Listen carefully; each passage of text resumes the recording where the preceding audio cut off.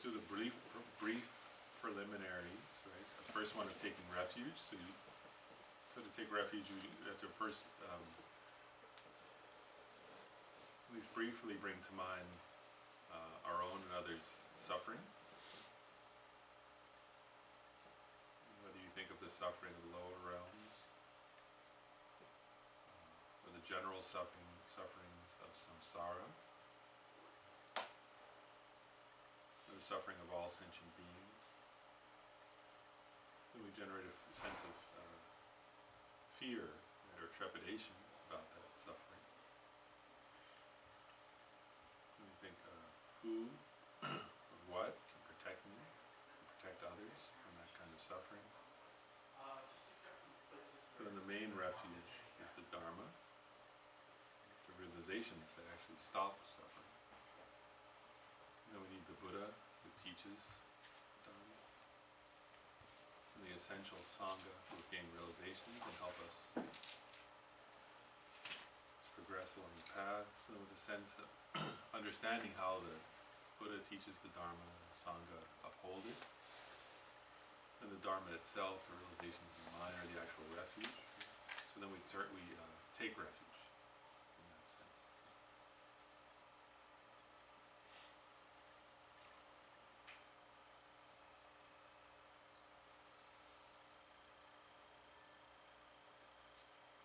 And then we set our motivation for meditating. So we think the purpose of this, just even this one meditation session, the purpose of being together for the class today is to free myself and all others from suffering. Ultimately, the purpose is compassion, right? Compassion for myself and compassion for others.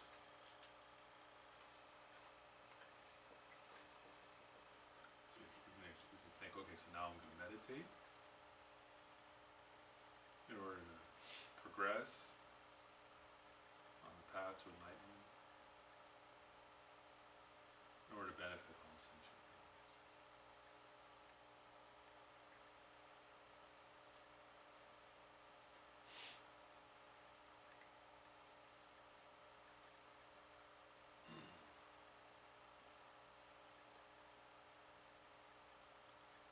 So let's start by gently bringing our attention to the breath.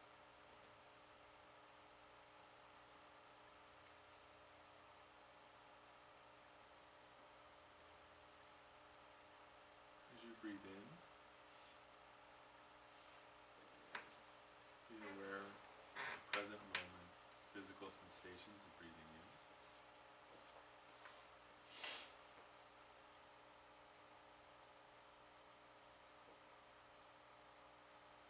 As you breathe out, be aware of the sensations of breathing out.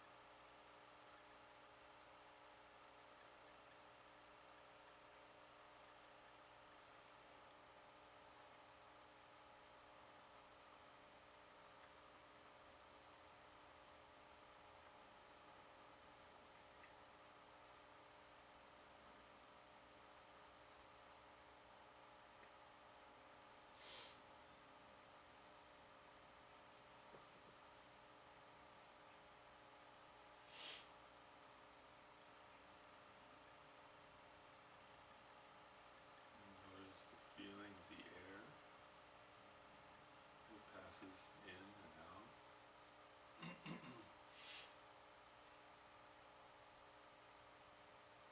You notice the movement of your ribs, abdomen. Just bringing our attention to our present moment, the physical sensations of breathing.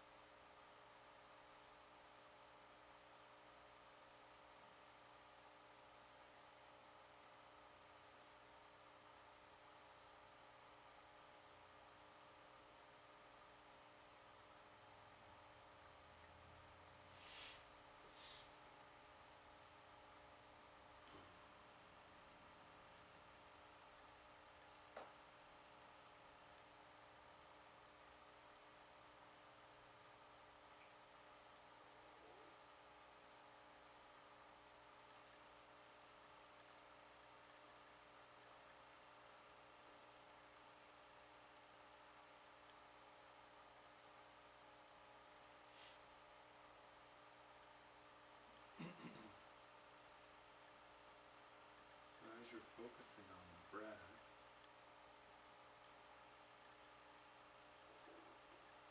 whenever any thoughts, feelings, ideas arise, just notice them. And don't follow after them. You don't judge them. You don't think about them. You just notice them. And then gently bring your attention back to the present moment, sensations of the feet. Feel like you kind of let the thoughts be, let them go as you would let the cloud, as you might notice a cloud going by in the sky. So whether it's an upsetting thought, a happy thought, a neutral thought, it doesn't matter. Just notice it as a thought, and then bring your attention back to the breath.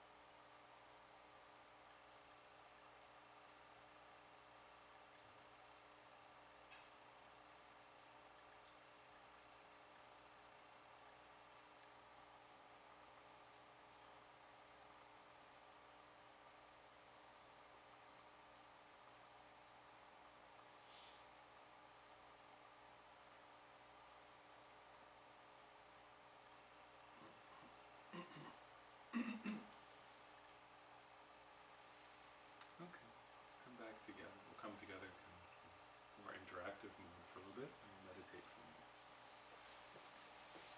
And like I said, we'll do. Remember I said last time we'll do short sessions. Right?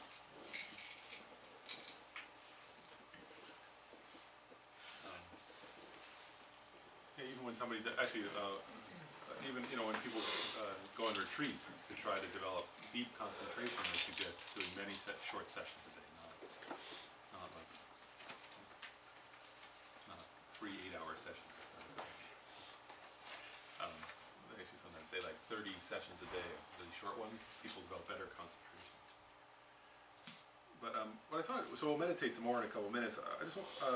But I wanted to start by last time we talked a little bit. I started talking about this, like faults or obstacles to meditation, and then antidotes to those, or how to overcome them. And so, excuse me. Usually, actually 5 faults are presented. So I'll just for us, the first 2 at our level usually it's the first 2 that are particularly problematic, and then the others become problematic as you progress. But I'll mention what they are. So the first fault is laziness. And laziness, I want to be clear, in Buddhism, like laziness can mean what we usually mean by laziness. Just sort of like, oh, I don't feel like it, I'm too tired. It can mean that. But in Buddhism also, there are other forms of laziness. One form of laziness is, I'm not capable. So if you haven't thought, oh, I can't really make any progress, that's considered a form of spiritual laziness. Right? So like in a sense, and like getting discouraged, there's like the Tibetan word for laziness includes all those things. So it includes sort of procrastinating, but it also includes sort of, feeling discouraged or sort of feeling not confident, and therefore putting off doing what's meaningful. Because, from a Buddhist perspective, you are capable, actually. Right? And so that's just like excuse making, right? And if you think to yourself, well, I'm not that capable, and Buddhism say, the Buddhist teaching say, well, you're wrong. You are that capable. It may take a while, but that's okay. Right? You have to start somewhere. Right? The Dalai Lama often points out, right, that they say even mosquitoes have Buddha nature. Right? So even mosquitoes will someday become light. So they say don't. So you're a human being. You have brain. Like Dalai Lama often says that, right? You're a human being. You have a much bigger brain. So so use it to do something meaningful for yourself. Right? So laziness is any form of sort of like saying, oh, never mind. So obviously that's, so laziness is obviously an obstacle to meditation, because if you succumb to laziness, then you won't sit down to meditate, or if you do, then you'll sit down and then sort of go, as soon as your mind gets distracted one time, you'll say, oh, never mind. You'll get up and go do something else, right? So you can see how that's a big obstacle to making progress, right? And the point here is that, anybody can make progress in concentration, right? Anybody can make progress in having a more peaceful, calm mind. And Buddhism says that, and actually Hinduism, which has a strong tradition of meditation, has observed the same thing.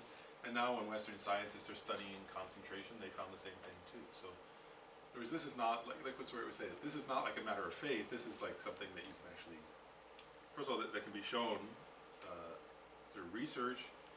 If you want to do scientific study, you can show it, and also for yourself, you can see it. In other words, if you just sit down and make effort, of course you'll get better, right? And if you don't sit down and do it, then of course you won't get better at it. So that's there are antidotes to laziness, right? One is what we did last time. That's why we did that. Remember that discussion group we did? So one antidote to laziness is thinking about the benefits. Actually, I want to point this out too. Like I think this is funny. So the antidotes to laziness are 2: faith and aspiration. And I don't know, I want to share this too, like, I like how Khyentse Rinpoche presents this. He says, don't think of faith, sometimes in the West, maybe the word faith as a translation seems challenging or something. Because we think of faith as like somebody going like, like that, right? Like, those pictures of saints, like Catholic saints or something. I think that's our association to the word faith. But Khyentse Rinpoche is pretty mundane about it. He says, he basically says, when somebody goes to the store, when somebody goes to Best Buy, right, and looks at an iPad or something, then they develop faith. Faith that iPads are cool or something, right? Like there is whereas it's not something, the point is in Buddhism, faith is not like inherently a spiritual quality. Faith means that you trust that something's good. Does that make sense? So even for example, like when somebody like starts looking for like a new job, right? Then they develop faith that they want, like faith that this job will make them happy. Right? Like, oh, it makes twice as much money as I've been making, and the hours are pretty good. Whereas it's like faith means like seeing the benefits of something. Does that make sense?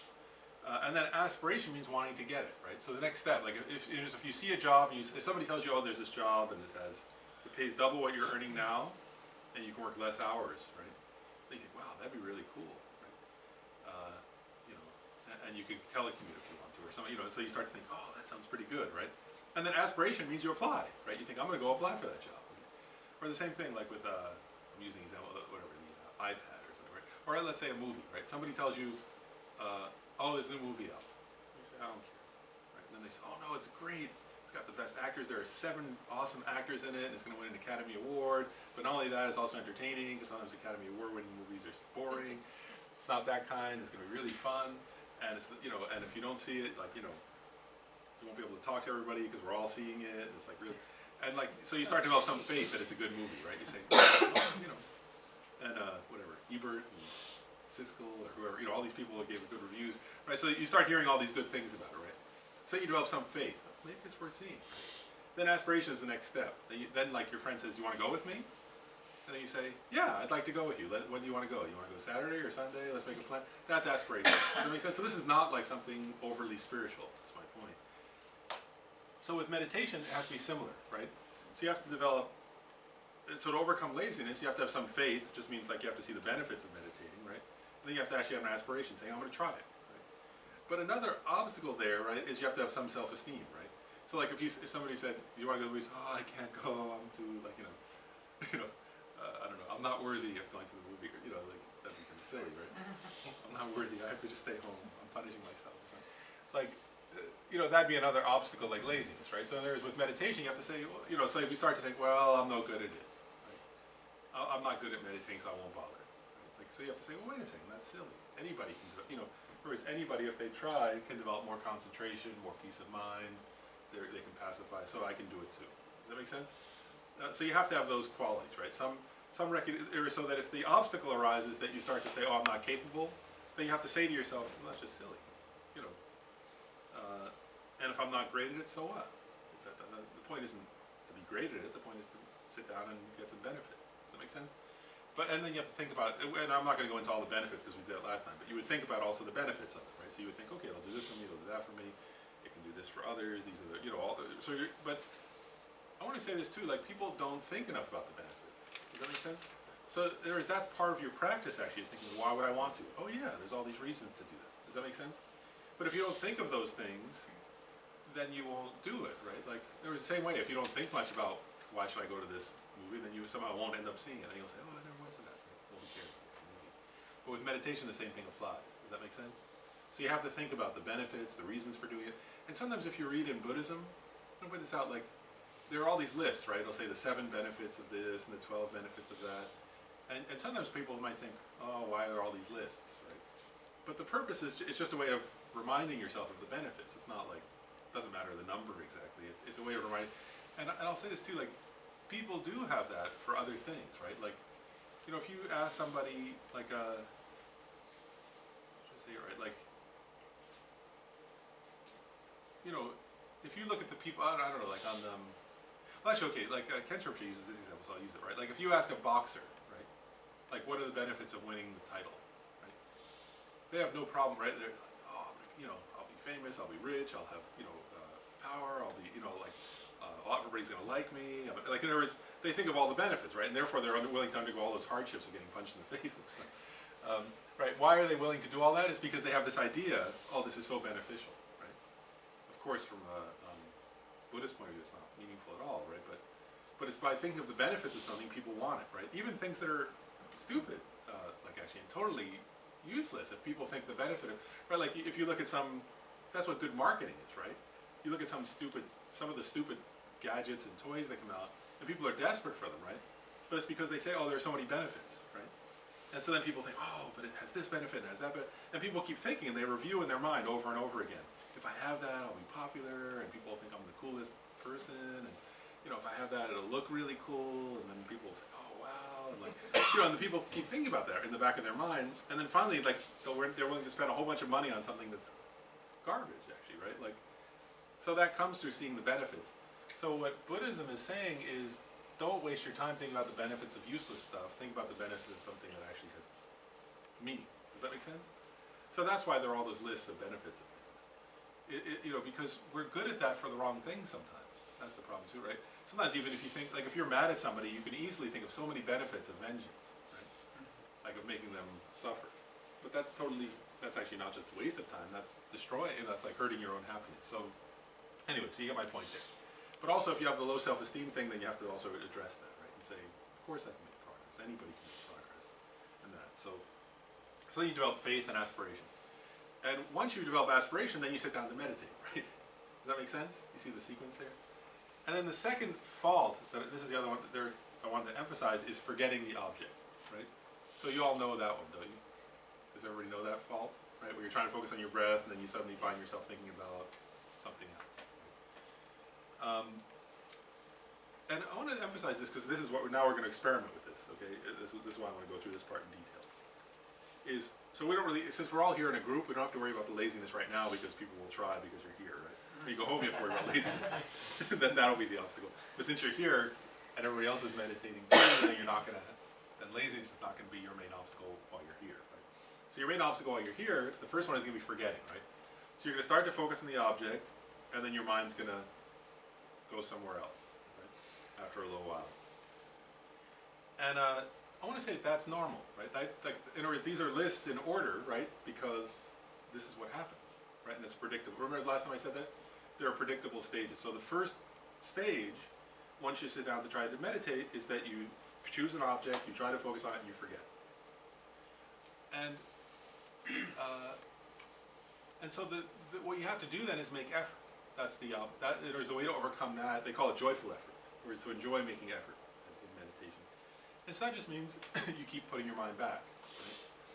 Right? And I want to suggest now that you guys I want to make some suggestions now for you guys to experiment with when we meditate in a few minutes, right? Because there are various ways to do this. One is, let's say first this, that the goal in meditation is to have mindfulness, which means holding on to whatever you're being mindful of, right? With a quality of alertness and clarity there. And at the beginning, don't worry too much about the alertness and clarity because we can't get there yet. The first stage is we have to focus on the mindfulness, holding on to the object. Does that make sense? Because if you can't hold the object, then you're not going to see it clearly. Does that make sense? So the first stage in terms of overcoming forgetting is mindfulness, right? Is really trying to be mindful. So you try to hold on to the object, and you can experiment with this. Sometimes you can try to hold it a little tightly, like almost like squeeze just slightly. Don't do it too much, right? But try to almost push yourself a little bit. No, I'm not going to lose the object, and then relax a little bit while still holding on to it. Does that make sense?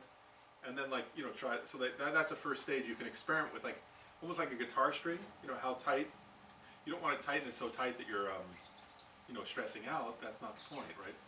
But a little bit of pushing at the beginning can help to hold on, and then you're relaxing it. And then of course what we worked on, right? That if you actually catch yourself losing the object, then you have to do the second quality, which is not, that's different than mindfulness, which is sometimes you call it alertness or introspection. There are different words for that. But that's where you notice yourself drifting away and bring back, right? So we have to do that over and over. Does that make sense?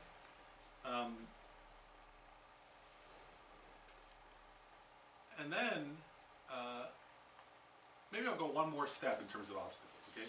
So and actually I'm not going to go into all this in detail, but I'll say this too. So I'm not going to go through all the 9 levels of meditation in detail, but I'll start with this. The first level is what we're doing right now, is what some of us would be doing now, right? Where you start to sit down and try to focus on, and it could be your breath or it could be a mental image. It doesn't matter what the object is, but you're focusing on something, right? And the first one, you can hold it, when you can hold it for 3 breaths in a row. Let's say you're focusing on your breathing, right? When you're focusing on your breathing and you haven't your mind hasn't lost it totally. In other words, it doesn't mean that you're not it doesn't mean that some thought doesn't arise, but that you're able to still hold on to the object and you let go of the thought before you drift away. When you do that for 3 breaths, you've reached the first, that's the beginning of the first level of the 9 levels of meditation. And when you can hold it for 21 breaths without losing it, you've completed the first level of meditation. So that's not impossible, actually, right? To hold it for 21 breaths is not at all impossible. And I'll say the second level, that's called initial placement, right? So you're initially placing your mind on the object. The second level is called continuous placement. And there, you're able to hold, now you can stay on the object, let's say it's your breath. They say something like maybe for 5 minutes. Right? When you can get to the point where you can hold, where, for 5 minutes straight, again, it doesn't mean that there are no thoughts, but I want to differentiate too. There are 2 different kinds of thoughts that arise. Or not 2 different kinds, 2 different experiences with thoughts, right?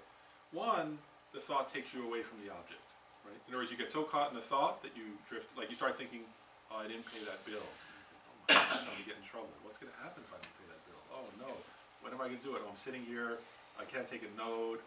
How am I going to make sure I remember later? There you've totally lost the object, right? That's obvious. Then there's another level of thought, which I like this, and it was somebody who wrote a book, I can't remember who wrote this, but some Tibetan Lama said, it's like, when there's ice in the winter time, but there's water underneath? Like, like on the street, right? But it's starting to melt, because there's, let's say it's on blacktop, right? And so there's water flowing under the ice. He gives that analogy, where he says, your mind is still on the object, but there's some kind of subtle thoughts underneath. Does that make sense? There, you haven't lost the object, though. You still have mindfulness. There's not much clarity. There's not deep concentration, but you haven't yet lost the object. And maybe you can let those thoughts go, and then firm up your concentration still. So you haven't actually lost it. Does that make sense? So at this phase, you might have those kind of thoughts, but you're not losing the object for 5, 6, 7 minutes in a row.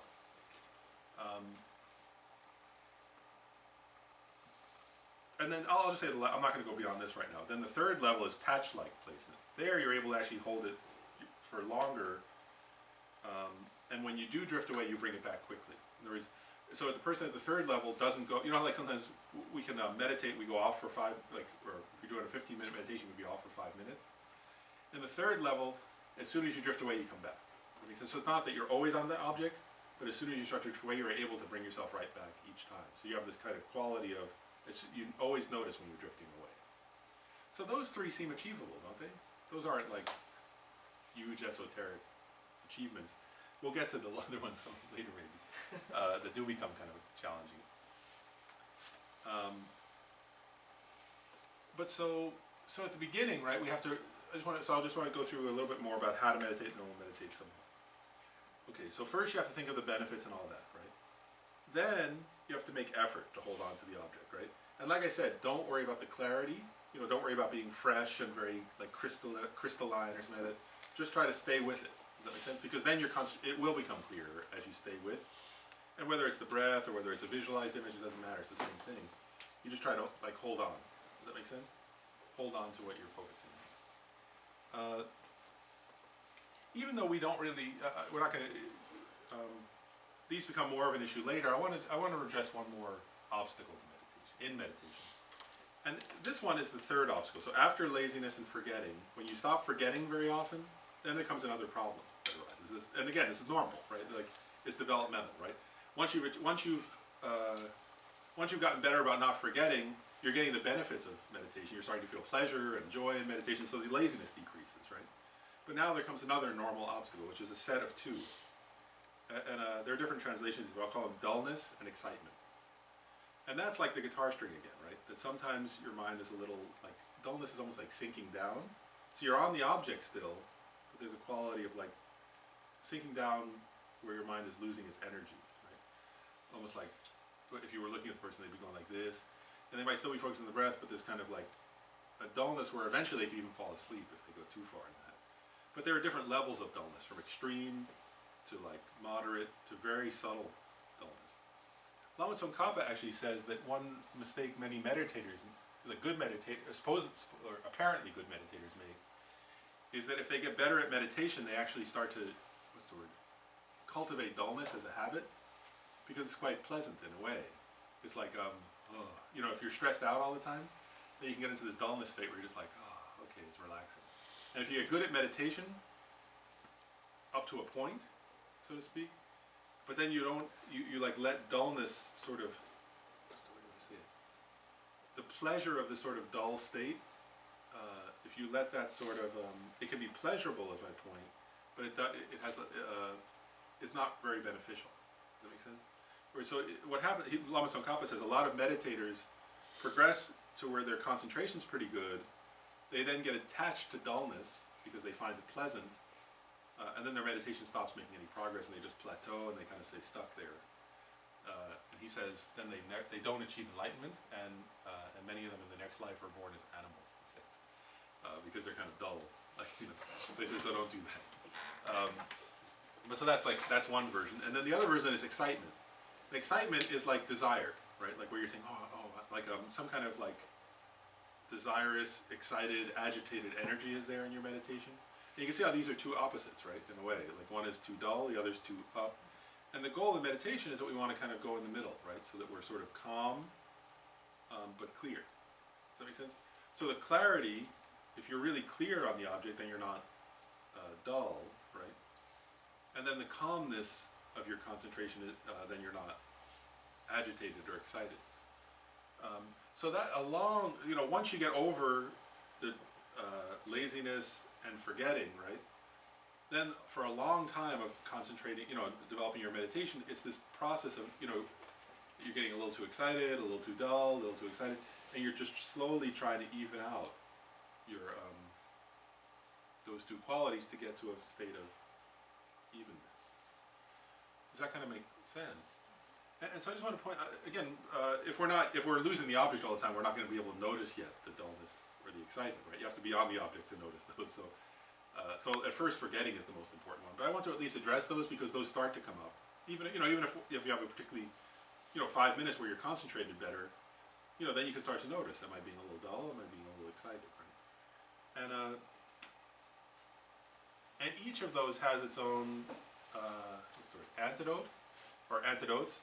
For dullness, if you're too dull, there are external antidotes like exercise a little bit or take a look outside. Sometimes meditators like to, have a nice view, like look at the sky, and that can be an answer to that. You can also visualize light rays kind of emanating everywhere. And then there's one which maybe we'll do it, but so one is visualizing light rays. Another one you actually, there are ways to do this where you visualize like your mind inside a little seed in your heart. It goes up to your throat, up to your crown, and you imagine the seed going up into the sky and sort of merging with the sky. And just for a few minutes you have your mind sort of merged with the sky. That's an antidote to dullness. And then if your mind's too excited and agitated, what you do actually is you stop meditating on the object, right? And you pause briefly. And there are meditations. You can meditate on the nature of suffering or on the nature of impermanence, things like that. And those are sort of sobering to the mind, right? And then you go back to your main focus. So do you get the feeling there of how you do that? I'm just trying to give you a general idea, right? So does this make sense, sort of the steps, right? First you have to overcome laziness to actually sit down and start. Then you have to work with forgetting. And then once you're able to hold the object a little bit, you have to sort of try to modulate so that you're not too agitated and you're not too dull. Because if you get agitated enough, then you'll lose the object, right? That's what we're mostly doing. When we think, when you try to meditate and you find yourself thinking about stuff, that's just you have so much excitation, agitation in your mind that's why you can't hold the object. It's a very gross level of agitation. Then there's a subtler level where you're still on the object. That's like the ice with the water, right? Where there's still excitation, so your mind's going, but you're able to hold the object. That's still a version of agitated excitement, but it's but you're not losing the object at that point. And I think most of us already have both of those, right? Sometimes you get it so agitated that it's like the gravitational pull isn't there and you zip off. And other times, you're just able to hold on to the breath or whatever, but you're having discursive thoughts. So what I want to suggest is this, so now let's do another meditation. But this time, so just try to notice, so we're just going to notice, like, are you getting some excitation? Are you getting dull? And actually both, right, what's the extreme of dullness, right? The extreme of dullness it could be, the most extreme is that you say, oh gosh, I was snoring. you hear me? Then you know you had the dullness to an extreme, right? But there are also versions of dullness where you lose the object, right? Where you're just like kind of in this state, like you're focusing on the breath, and then you get so dull that you're just sort of like barely awake or something like that. You're sort of there, but you're not really focused on the breath anymore. And you're just kind of that's the grossest level of dullness. And again, there's moderate dullness where you're holding the object, but there's a kind of quality of like sinking heaviness, and then there's extremely subtle dullness, which is the one that Paco was wanting. He says that's the extremely subtle dullness is the one that, because when you fall asleep, that's obvious, right? And even if you have that dullness like that's under the surface, that's fairly obvious. But then there are very subtle states of dullness that Lama Tsongkhapa says many Tibetan and Indian meditators didn't, like they missed, even good meditators, even apparently good meditators missed that they were doing that, and therefore they never progressed to the higher stages of meditation. But okay, so I guess let's stay with the breath as the object, I guess, that's good. But it's okay, so we'll meditate for just like 10 minutes, again, because we're keeping the short sessions, but this time, notice, are you forgetting, are you dull, are you excited? Okay, and just like work with those as we go. And actually, let's start though with the I didn't do it last time, but let's start with the 9-round breathing, because I want to do that at least once each class. So again, I'll just do very brief, right? We take our refuge, remembering fear of ongoing samsaric suffering. We take refuge in the Buddha, Dharma, and Sangha. We assert that our motivation for meditating, we remind ourselves, is compassion for ourselves and all others, meditating in order to progress to enlightenment for the benefit of all sentience. And so because this helps with our concentration, we're trying to notice our concentration, we'll just briefly do the 9-round breathing. So the first step is you can do it just with your, you can just emphasize it, or you can actually use your hand, right? But to block one nostril, but you breathe in through your right nostril first. Imagining that you're breathing in the energy of all the enlightened beings, the pure energy of wisdom, love, and compassion. Then you breathe out through your left nostril. Kind of visualizing that you're breathing out all negative, stale energy, all craving and desire. And again, the second round, again in through the right.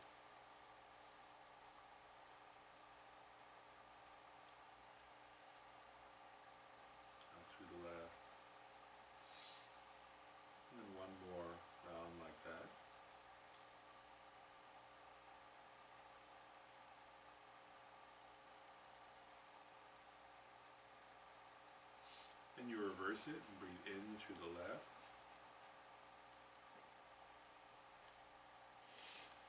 And out through the right.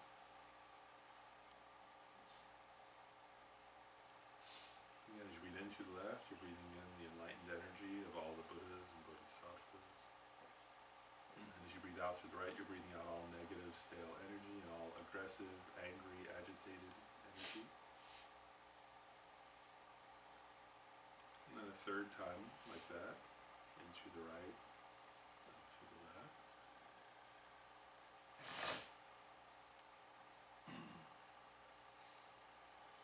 And then for the last 3 of these 9 rounds, you breathe in through both.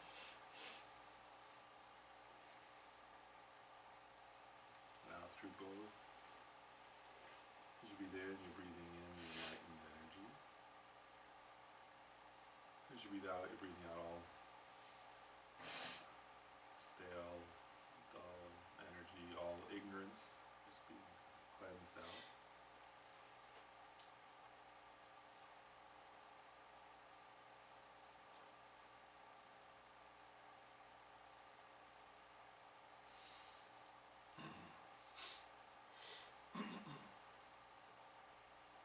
And so then we bring our attention to the breathing. Now we're not trying to control the breath, but we're just being aware of the natural process.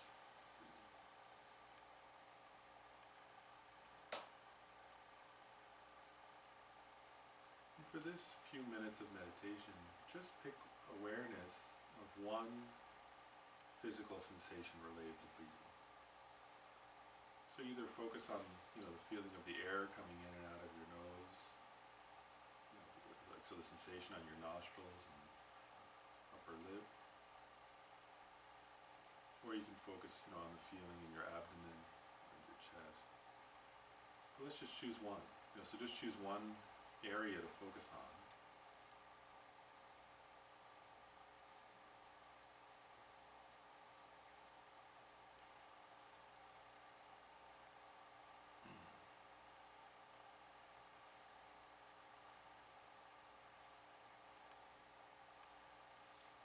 Just for now, try experimenting a little with like kind of tightening your concentration just a bit, really focusing in on that,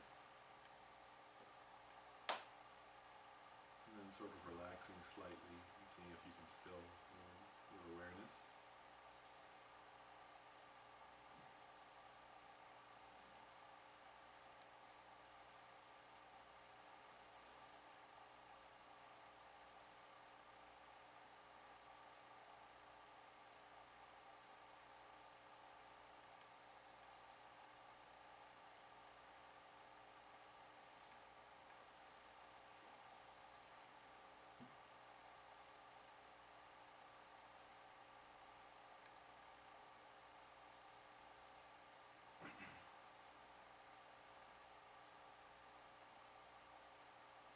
As you're focusing on that one sensation related to the breathing,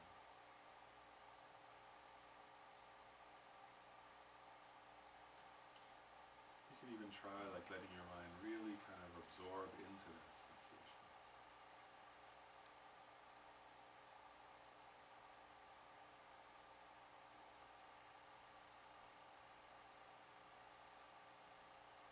So that it's not like there's someone from above looking at the sensation,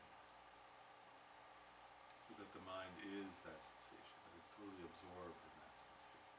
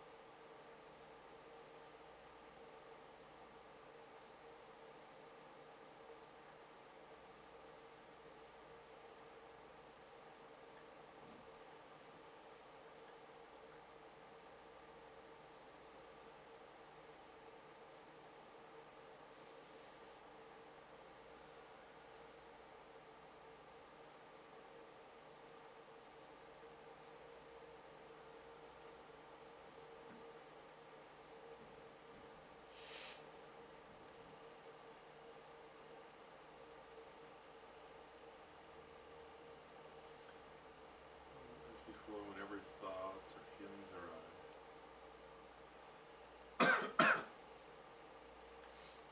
you just try to let them go even as they arise. As soon as you notice them, or even as they're beginning to arise, you can kind of let them go. You're not making an effort to get rid of them. You're just letting them go and really keeping your focus, either kind of on or within that sensation.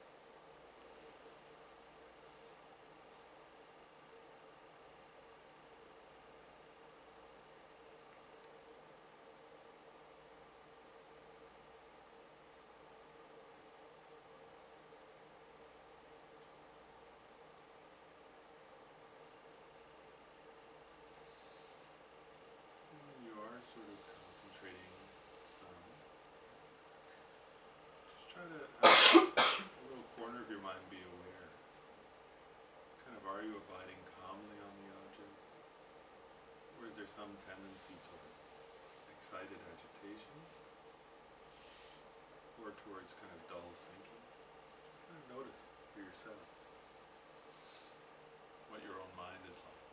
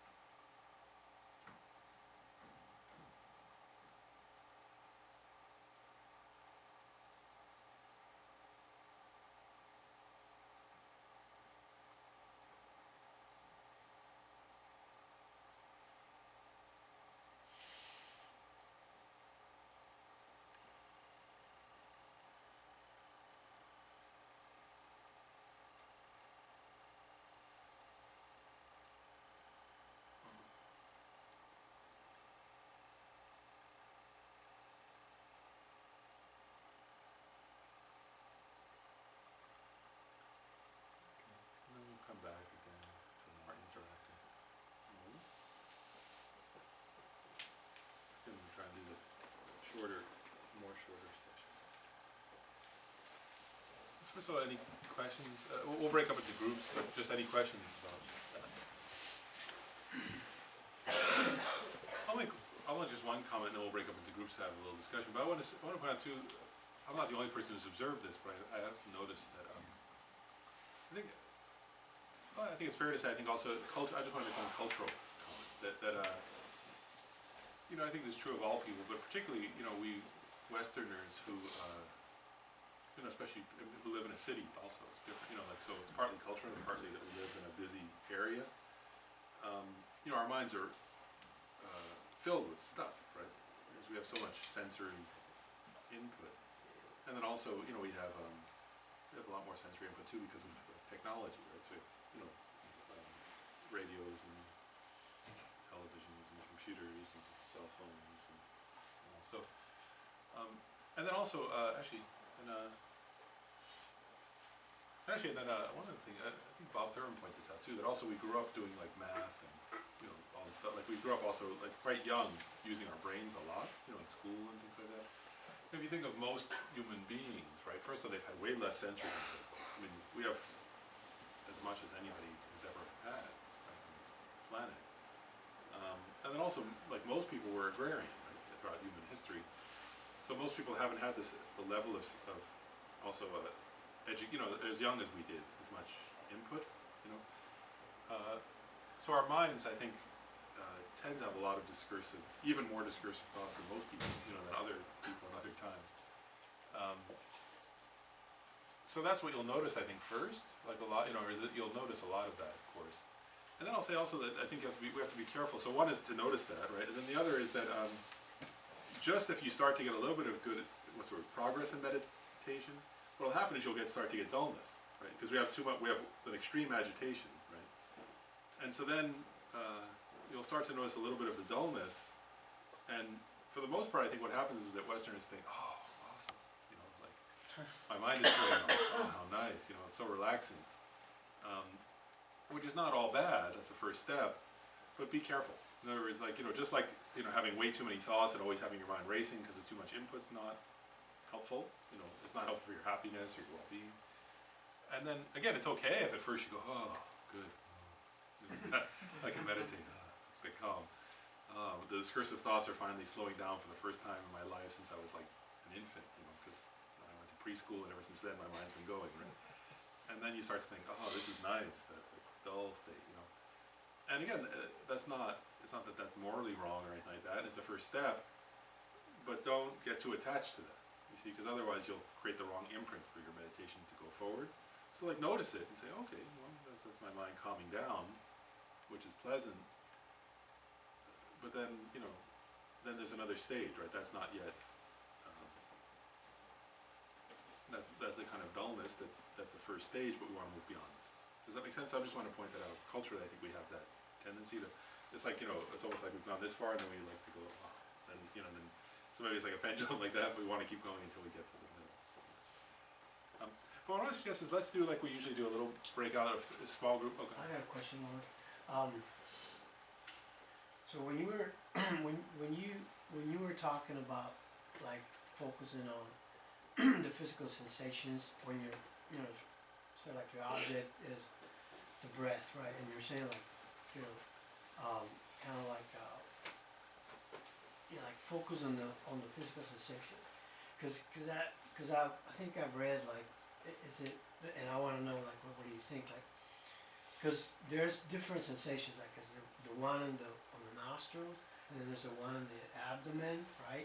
So is it better to concentrate on just one all the time, or is it good to switch it sometimes? Because yes, this is a good question about the object of meditation, right? So I'll say a few things about it. Like when I usually and for those of you who come around, come to meditations a lot, this is the first time I've ever said focus on one, right? And that's because we're getting more advanced now. Like, so for beginners, like when for example, if I'm teaching meditation to beginners, if you can focus on anything, that's good, right? Like in other words, so stay with any kind of the breath. But then what's going to happen is as you start making progress, right, then you have to focus on one thing. And the reason why is this, is actually at the, where is it? It starts around the 5th fifth, or as you progress through the levels of meditation, there comes a point where the mind starts to completely absorb into its object of meditation. So if you're having, if the mind's going back and forth between here and here and there, like if it's going around too much, then it's going to have a hard time really getting deeper, that deeper absorption quality. So at the beginning, maybe it's okay, right? Like, at the beginning, if it's a sort of vague object and if it's the breath at all, that's fine, right? But then if you want to progress, you have to choose something, and this is why also like actually I'll say another thing too, like eventually most Tibetan, at least in the Tibetan tradition, most people eventually move from the breath to something else actually, because part of the reason being that one is that the breath, one reason, is that quality that the breath isn't just one thing, right? Another problem is that if you get into very, very advanced levels of meditation, the breath becomes very subtle. Like in other words, the breathing becomes very, very shallow, and then it's a harder object. So the sensation of the breath going in and out is so subtle that you don't feel it anymore. So eventually most Tibetan meditators that's why most of them use a visualized image, or they use the mind itself to meditate on the nature of mind, or some meditate on emptiness as the object. That's hard, but so usually for beginners it's good to meditate on the breath because it's easier, right? But we're going to actually do next session other meditations, mantra and visualization and things like that. But anyways, so the idea here is this though, is that as you get, at the beginning it's fine to meditate on the breath in general, or I've even done that one of all sensations, which is fine. Those are all taught by, Buddhist teachers and things, so they're all valid. But I was just trying to experiment with kind of making it subtler. So with the breath, what I would say is that if you're trying to get more advanced, like with it, then you would pick one of those and stay with one, because you want to stay with one object if you want to really develop concentration, right? You want to have one object and keep going with that one object longer and longer, because the mind will get better and better at absorbing into that. And eventually, let's say you focus just on the sensation. Let's use the breath, right? Let's say you're focusing just on the sensation of the nostrils, right? What will happen over time is that your awareness of all, like if your mind absorbs more and more into that, right? Then you're not even there will be no more noticing even your body hardly, right? Much less like the external environment or your abdomen, and that's progress actually, right? So what's supposed to happen is eventually the mind kind of absorbs more and more into whatever the object is. So that's why eventually it has to be, the subtler the object, the better. That's why a lot of times like Tibetans will meditate on a very tiny syllable or a very tiny Buddha or something, because they're trying to make it something very refined so their mind can really like absorb into that very refined thing. So that's the reason why eventually, so at the beginning it doesn't matter, but then later I think it's better to make it something. It makes sense logically, right, that you want it to be something, the more subtle the object, the better in a way. But if it's too subtle at the beginning, it's, the mind can't, we're not used to it, so it's too difficult. So I think at the beginning it's be flexible, but then what you want to do is make it more and more refined. That seems logical. Yeah, any other questions? Is visualization of the breath during this a bad thing or okay? Because like focusing, I chose the lungs. Mm-hmm. So I was actually kind of visualizations of lungs filling and not came up. Is that counter indicative? No, that's okay. Usually they say the sensations, but honestly at this point, really, I'll say this, like, any object, as long as we have a consistent object to focus on, then you can develop concentration on that. So I think, any object at this point is okay. And, in the Gelugpa tradition, right, from Lama Tsongkhapa that Dalai Lama was educated, in that tradition, usually the object, they can start with the breath, but then they usually most of them move on to a visualized image of the Buddha, actually. Or, in Tantra, they could be deities or something like that.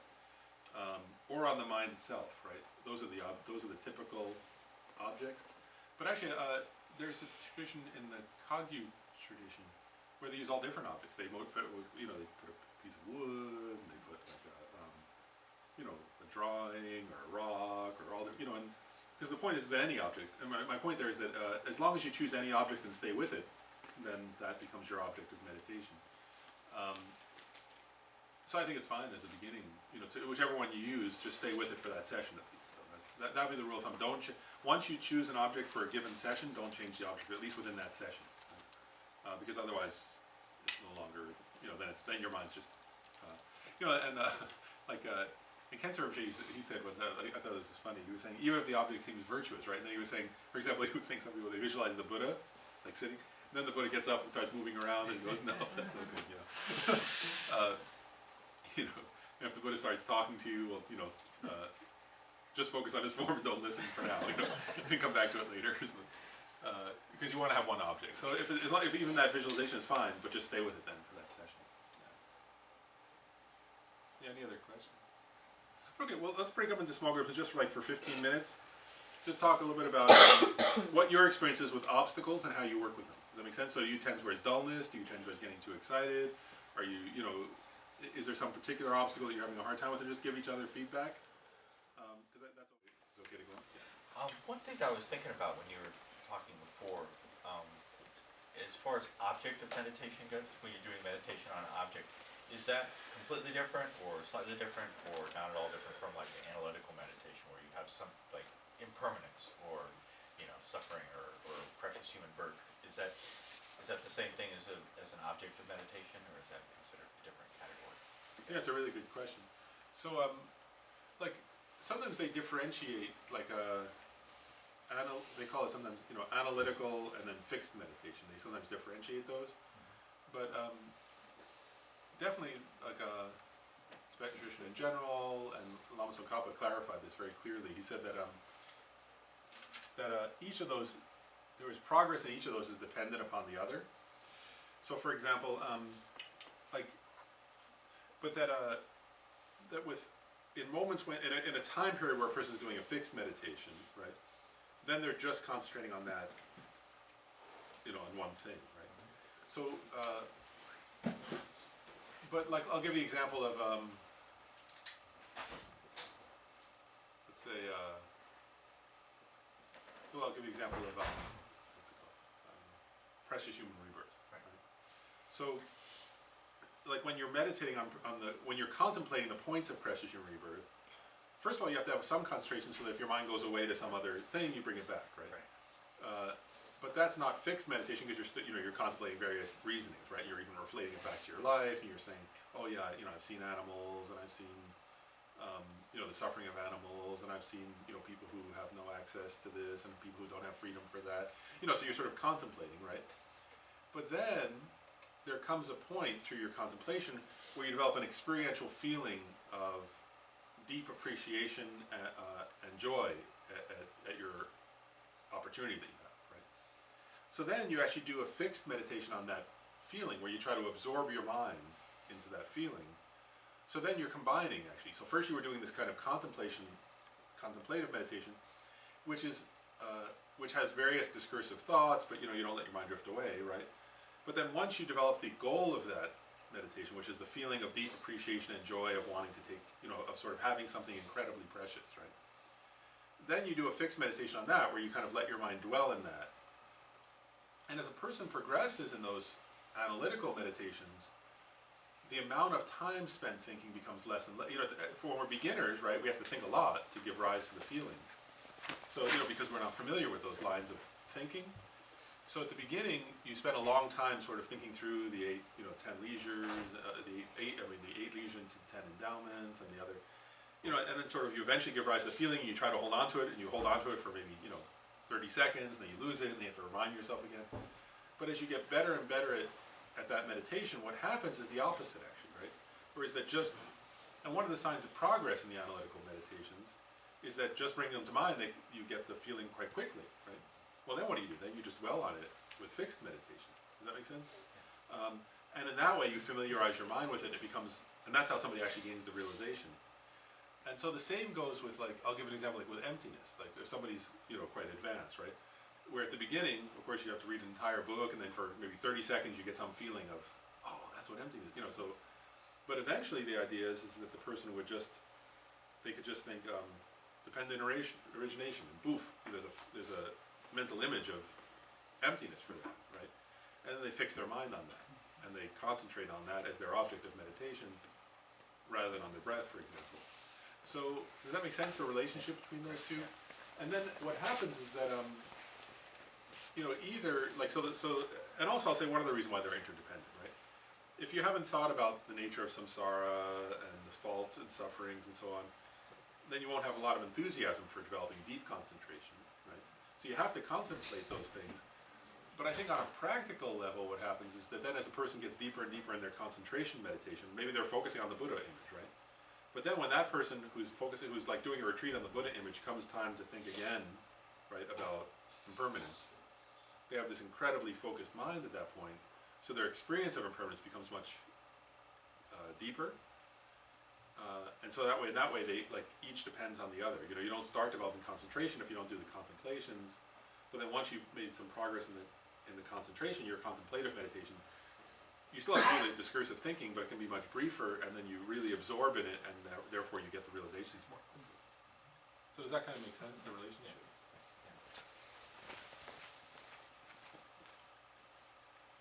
Yeah, that's one of the benefits of developing really good concentration, is that then it becomes really easy to realize all those other contemplative points, because you can concentrate on them better. Otherwise it's very difficult because your mind keeps jumping away, just like it does with the breath.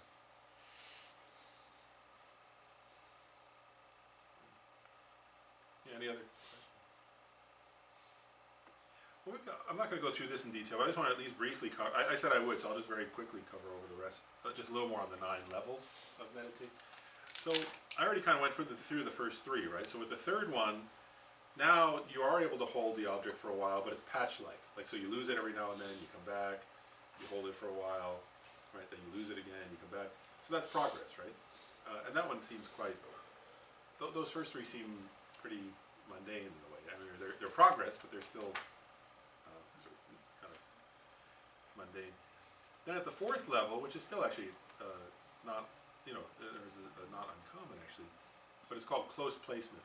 So with the 4th one, what happens is that there you actually are able to hold the object, you know, for long periods of time. But there's still kind of a lot of excitement and you know, so your mind gets quite dull, it gets quite excited, but you're kind of still able to kind of hang on. Does that make sense?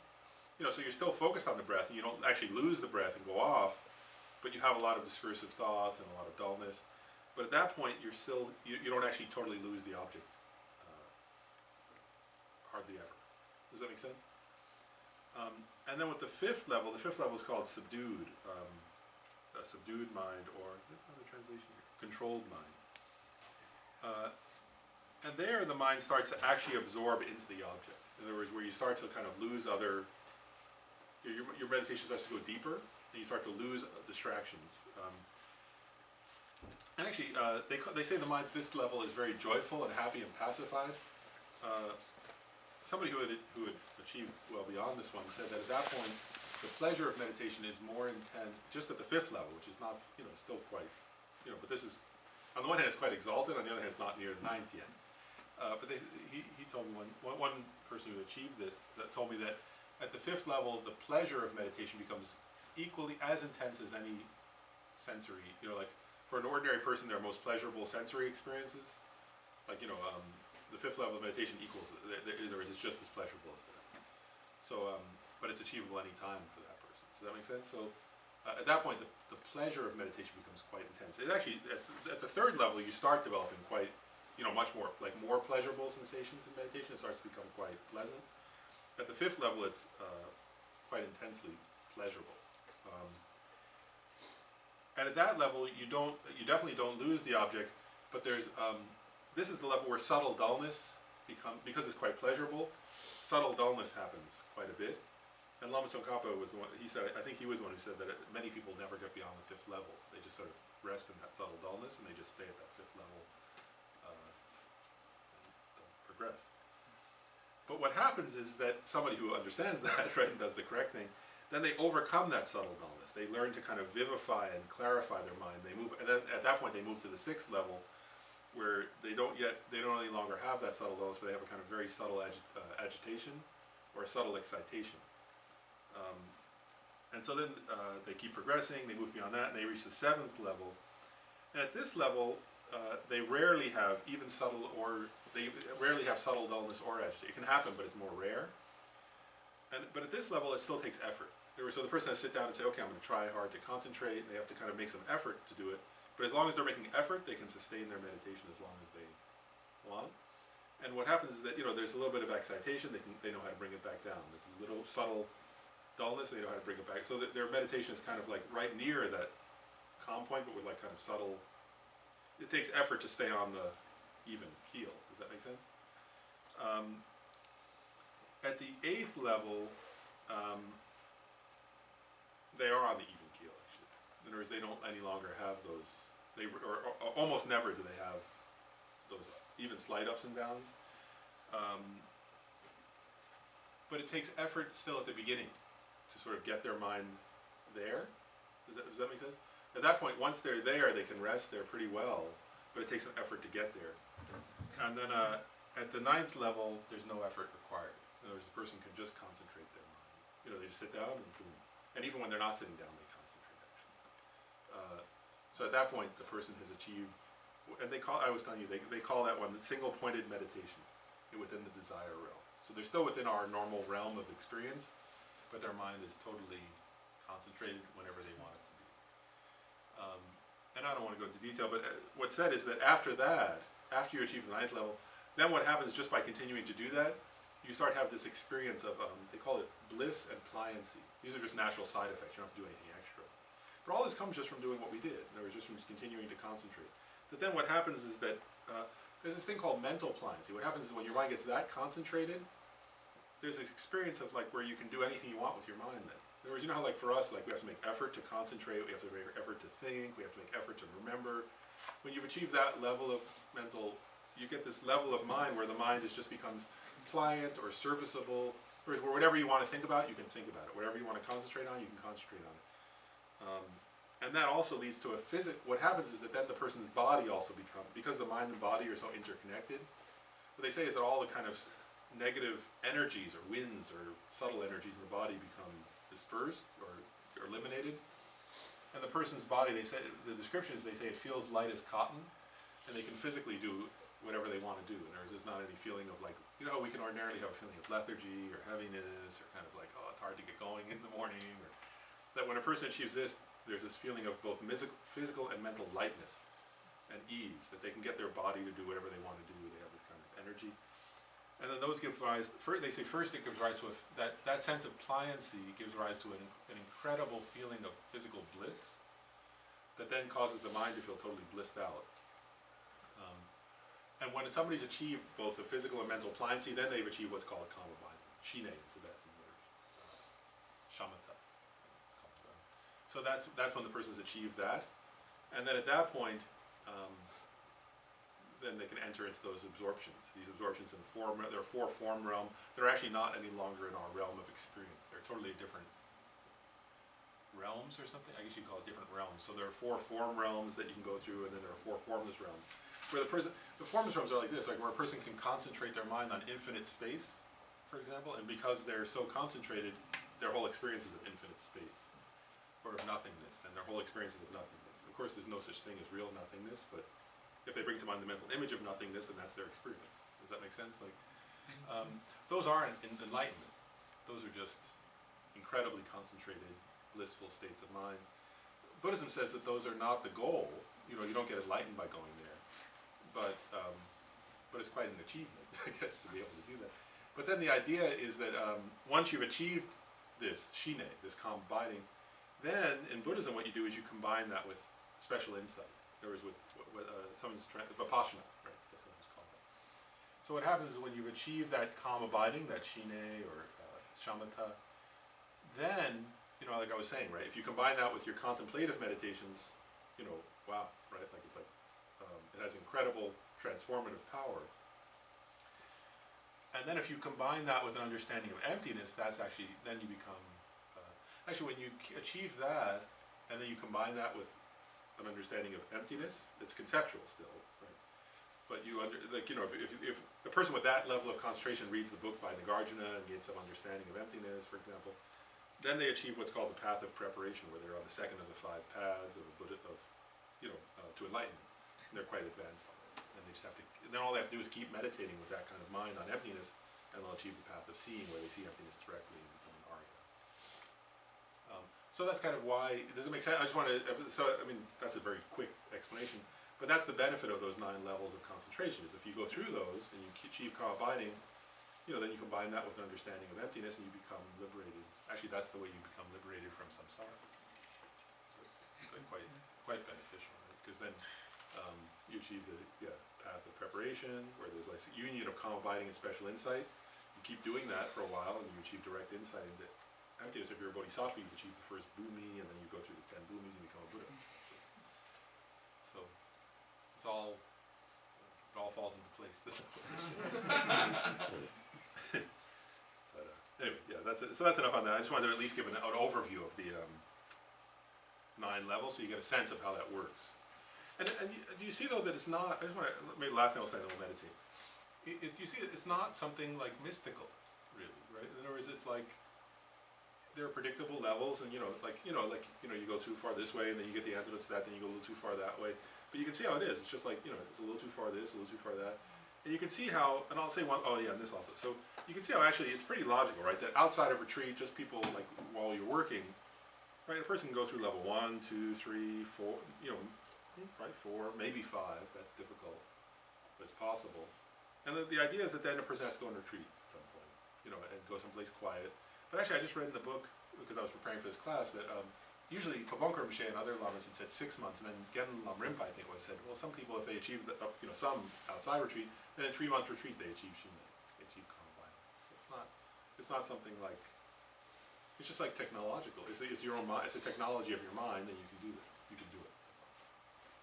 But what I wanted to do is just, because next time we're going to do more visualization meditations, but I want to do something brief with that. So we're going to do the same stuff that we did, but I want to try it. This time I want to go with a very simple visualization. So next time we'll visualize maybe Avalokiteshvara. But today I wanted to start visualization with something very easy. So I want to suggest that you just visualize the letter A. Okay? Like a capital A, right? So 3 lines, one in the middle. But here's what I want to suggest is start off, right? So okay, actually, I'll guide through it. So get in the position, get in a comfortable position, but with back straight and all that. And this time, first we'll take refuge. Speaking of the suffering of yourself and others, you go for refuge, the Buddha, Dharma, and Sangha. Then we think, my motivation for meditating right now is to progress in concentration so that I can achieve those 9 levels and then calm abiding, unify that with special insight, especially insight into the nature of emptiness, and thereby actually progress to full enlightenment for the benefit of sentient beings.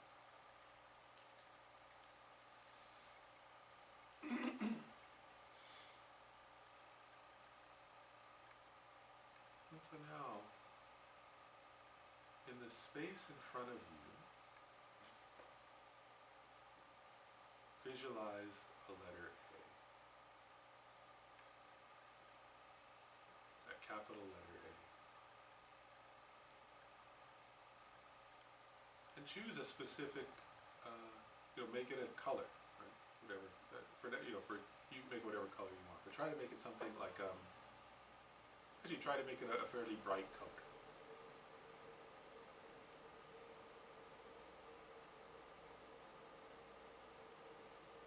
And take a moment to really notice, right? Like notice the crispness of the 2 side lines.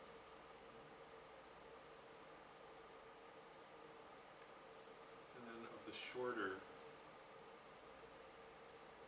line in the middle that connects those 2 sides.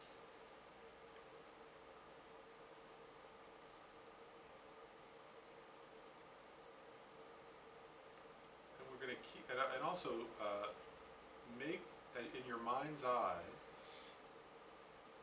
make that letter A as small as is comfortable. So if too small where it starts to get uncomfortable for you, then go backwards a little bit, but make it as small as you can that's still comfortable for your mind.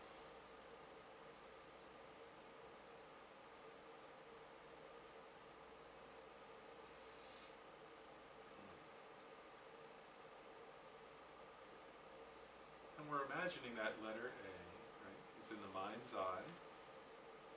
imagine it also that it's made of, whatever color it is, that it's made of light. So that it's like a hologram of the letter. Just a single color, it's just one color. But it's kind of like a hologram, so it's kind of like radiant and translucent.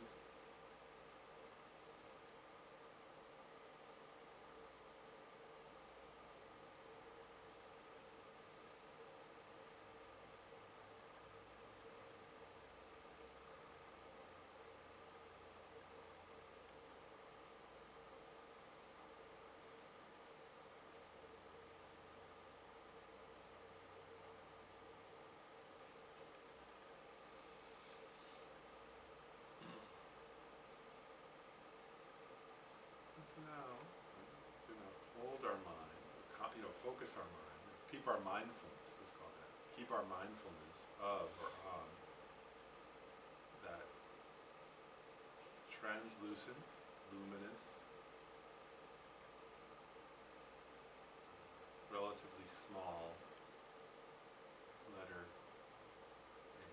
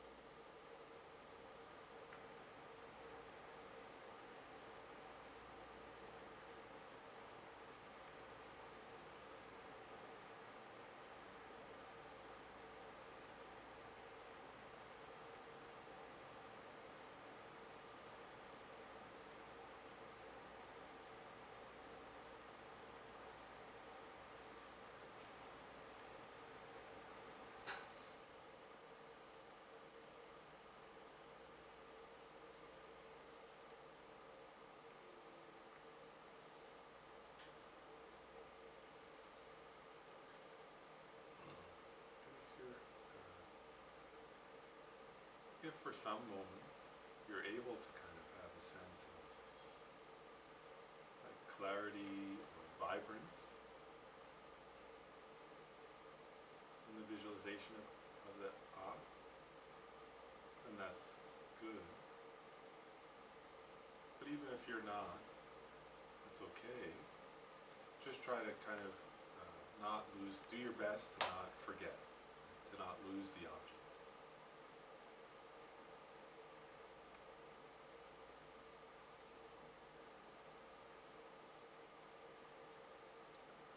If your mind does start to get distracted and drift away to thoughts or feelings, then just notice that and bring it back to the ah, to the A.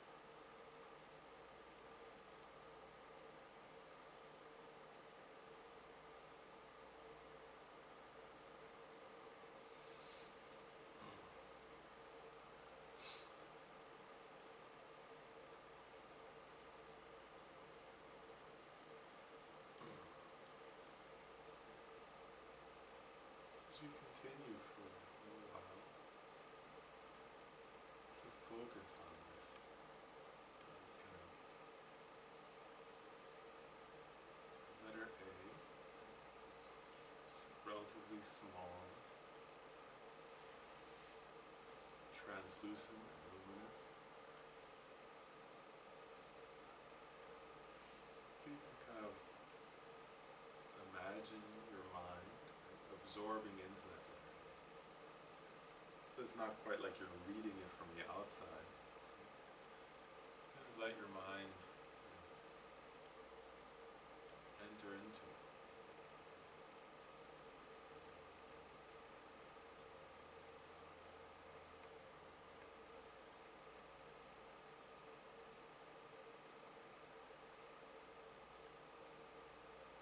To the extent that it's comfortable for you,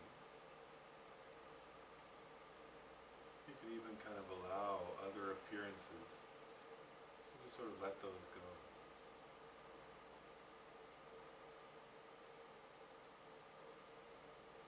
Kind of like temporarily, you can let other appearances go.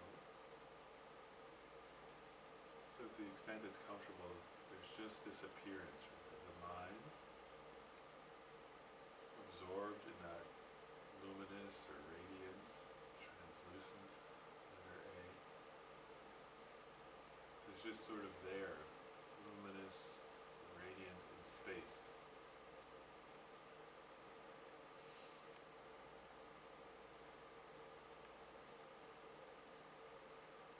Still, there's two side lines and the center line connected.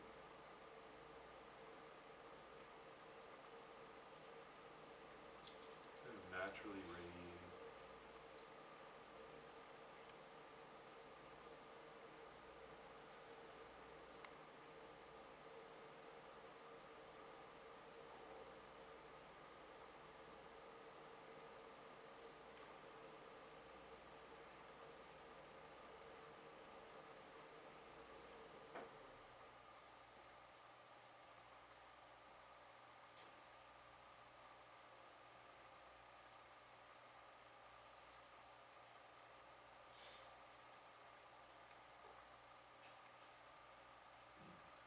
As your mind is inside, right, absorbed within that letter A. If you like, you can even experiment with seeing what it, experientially what it's like to make it quite small. How tiny you can make the letter A.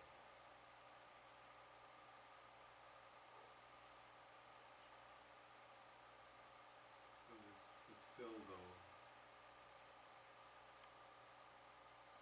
like a hologram, translucent, radiant, kind of resting in space, kind of quite small, subtle.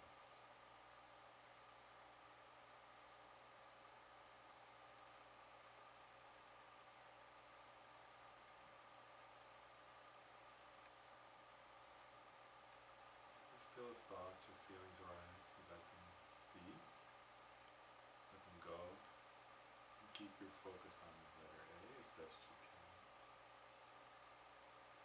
And just for a few more minutes, try to let your mind absorb into that letter.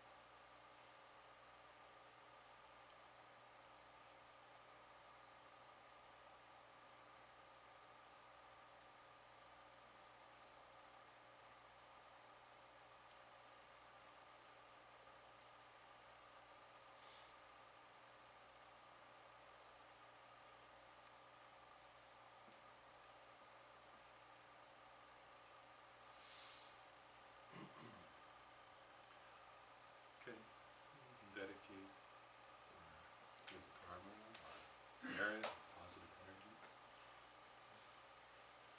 Through these merits, through this good energy, may all of us here be able to quickly actualize all 9 levels of concentration, and then achieve calm abiding, unified with special insight into the ultimate nature of our own mind, thereby quickly progress in the path to enlightenment for the benefit of all sentient beings. The supreme jewel bodhicitta, where it is not arisen, arise, and grow, where it has arisen, may it not decrease but increase more and more. And may all the teachers, Dharma, so is the Dalai Lama and the others, may they live long and all their wishes be fulfilled.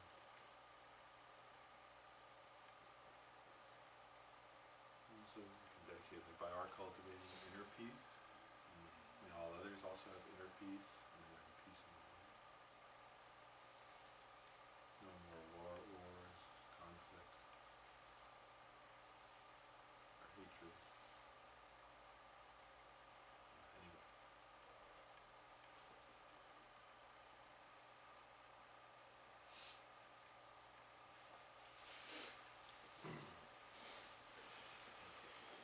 Well, like I said, so we meet again next week, I think, right? So next week we'll work more with, like this time I want to start with a very simple visualization, so the A. But the next time we'll visualize like a Buddha or a deity or something, and we'll work with how to recite mantras while visualizing and the role of that in concentration. Which is still be a little, we'll still be, you see, the technology is the same. I just want to point that out. Whatever we're concentrating on, whether it's a deity, your breath, or an or a deity, the technology of concentration is the same, but then there are different kinds of objects. So next time we'll experiment with the mantra and the deity visualizations. Actually, I was just wondering, how was it, the as compared to the breath? Easier or harder? I think it's a easier lot or harder. Harder. Was it harder for everybody? Yeah. What was it you said, if the Buddha starts talking to you, my A started talking to me. So I'm gonna really have a hard time. So you just concentrate on the essence, right? Yeah, and yeah.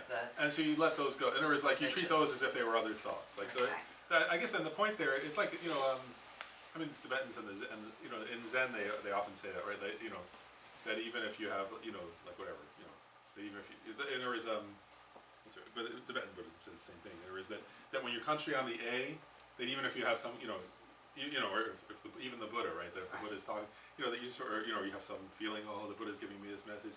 That at the time when it's concentration, you just concentrate. So like you treat that as if you were thinking about work. And that's what that's what like there's like whether you're thinking about the bathroom or you're thinking about enlightenment. When you're concentrating, you let either one go. In other words, it doesn't matter. Yeah. So even if it seems like that, it's like it's not something bad, right? You don't like think, oh, that's bad. Or you don't think it's good. You just notice it and let it go, and keep on the. In this case, it would keep on the A.